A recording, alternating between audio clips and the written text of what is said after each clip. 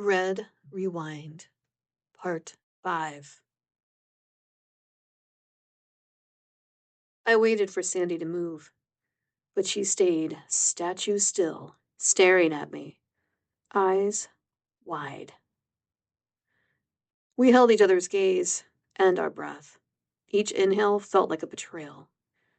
The air had shifted. This wasn't about what we could do to each other anymore, but what was about to be done to us. A low, thrumming rose, like a giant tuning fork, struck again and again, drawing closer to my front door. It swelled until I clamped my hands over my ears.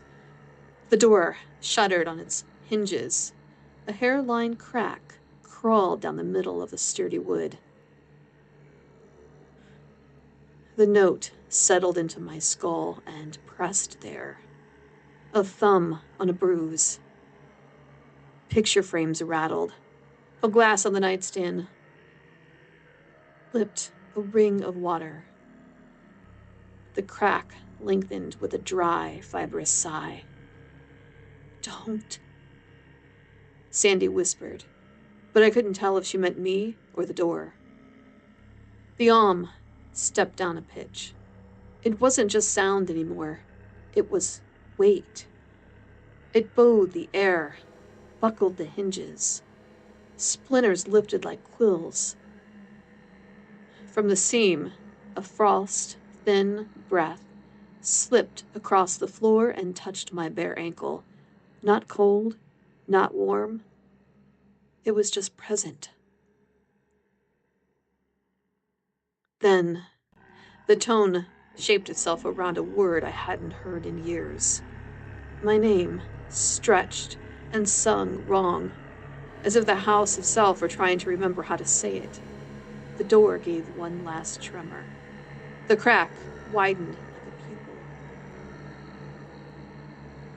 All the sound that had permeated my inner ear and brain was now followed by an even more deafening silence. I looked at Sandy and she looked at me. We turned our attention towards the door.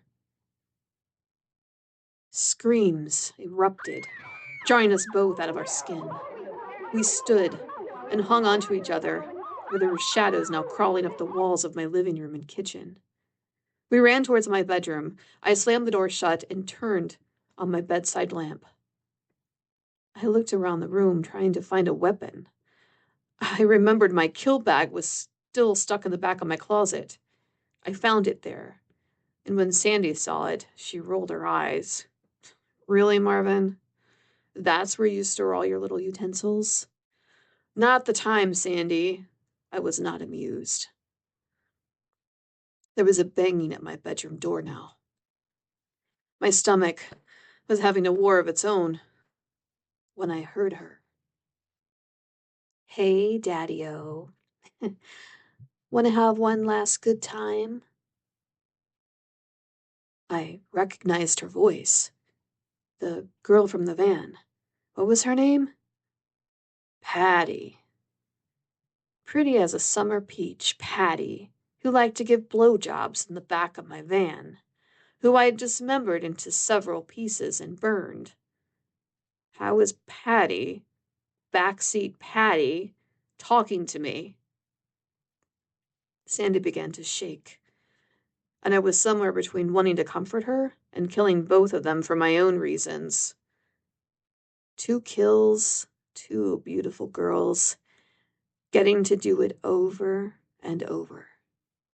I was becoming excited at the mere thought of it. I snapped out of it when I felt something touching my leg. I looked down to find Patty was now at my feet. But Patty was in pieces, a single hand and wrist, utterly detached from the upper arm, slid its way up my pant leg.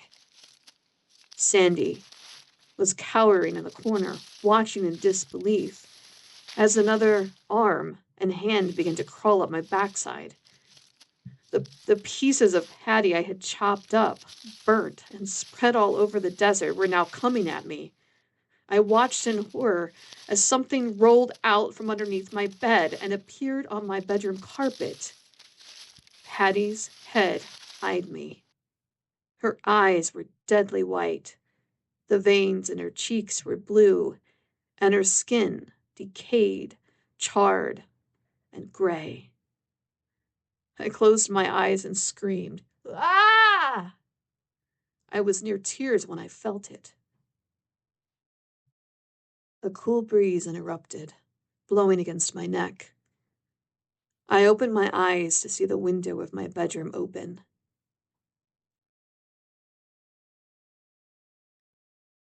Patty and all of her body parts were now gone. Sandy was looking out the window in a daze. What the hell was that? The better question would be, what the hell is this? There was something outside now, and I could see it. A being, taller than me, and nearly the height of my apartment building. It remained in the shadows. I felt strange, as if it were a desire made into a tulpa, taking physical form. I knew what it needed, and what would make this stop for the moment. I picked up my kill bag, and inside was a knife. I'm sorry, Sandy. I stabbed Sandy in the neck, quick. Blood fell fast, exploding onto my hand, and still held the knife. I watched as I pulled the knife out, and Sandy fell to the floor. I looked out the window and saw the creature backing away. The blood from Sandy was now floating out of the window and into the mouth of whatever that thing was.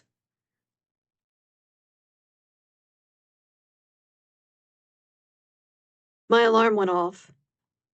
4 a.m., July 4th, 1986. My apartment was quiet. No sounds except that of my neighbor's dog barking.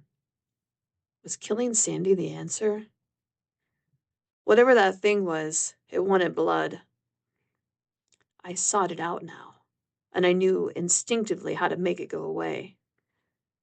I showered, got dressed, and then picked up my kill bag.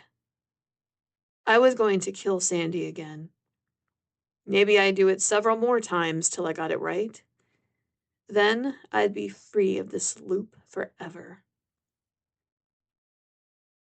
I walked out of my front door and drove to Sandy's house. I'd done this so many times. I knew where I'd find her. I crept inside her bedroom. There she was, like I had found her for the first, even the 17th time. Sleeping beautifully, with no idea that I was about to skin her alive. Killing her was brutal. It was always brutal. I stood over her bed cruelly, still unable to move. It was like I had become limp. I couldn't do it.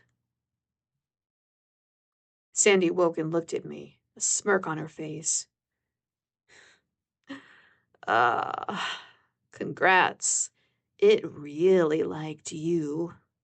With no warning, Sandy sat up and stabbed me in the neck. She sliced me from neck to groin. She opened me up. She began to pull out pieces of my intestines. I was in shock, but before I died again, she began to put pieces of me in her mouth. She began to eat me, savoring me. She smiled at me as I fell to her bedroom floor. She towered over me, looking down at me with a wicked grin. You made it hungry for better meat.